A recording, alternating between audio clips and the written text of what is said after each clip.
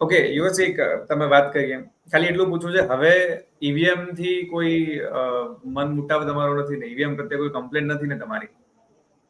સાહેબ, ઈવીએમ પ્રત્યે કમ્પ્લેન એટલા માટે દૂર થવી અશક્ય છે કારણ કે કોઈ પણ પાર્ટી હોય એ જનતાના વિચારોનું પ્રતિનિધિત્વ કરતી હોય, જી. ઠીક છે?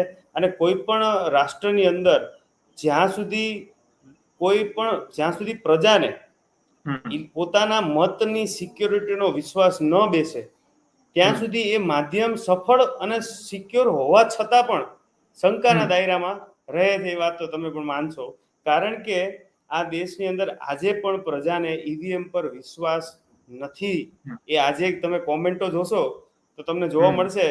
એટલા માટે લોકોની વાત આપણે સમજીને આપણે એમ કહીએ, મને પર્સનલી વ્યક્તિગત જો તમે પૂછો તો હું એવું કહીશ કે આ વખતે મને એવું લાગે છે, કારણ કે તમે જો માહોલ એવો બની રહ્યો હતો, આટલો બધો વિરોધ હોવા છતાંય પણ જે બધા કાલે ખોળા માધ્યમો જે હતા એ જે પ્રકારના જે એક્ઝિટ પોલ દેખાડતા હતા એ તો જોઈને થોડી વાર એવું જ લાગતું હતું કે જાણે આ કેમ આવનારી જે એક બહુ મોટા ષડયંત્રને છુપાવવા માટે થઈ અને આવો આંકડો દેખાડવામાં આવી રહ્યો છે. કારણ કે અમુક જગ્યાએ તો 401 મેં જોઈ કે 401 આપી દીધી એક્ઝિટ પોલમાં, અને એક્ઝિટ પોલ વાળા અમુકમાં તો જે રાજ્યમાં એટલી ટોટલ સીટ જ નથી એના કરતા વધારે સીટો આપી દીધી. એટલે કઈ ષડયંત્ર હતું એવું તો ચોક્કસ લાગતું હતું, અને એ ષડયંત્ર છે સાબિત પણ થઈ ગયું. કારણ કે આજે તમે શેર બજાર સાહેબ 5000 પોઈન્ટ ડાઉન થઈ ગયો છે. અત્યારે તમે વિચાર કરો કેટલા સામાન્ય માણસોના ખિસ્સામાંથી આ ચૂંટણીનો ખર્ચો આ લોકોએ કાઢી લીધો સાહેબ.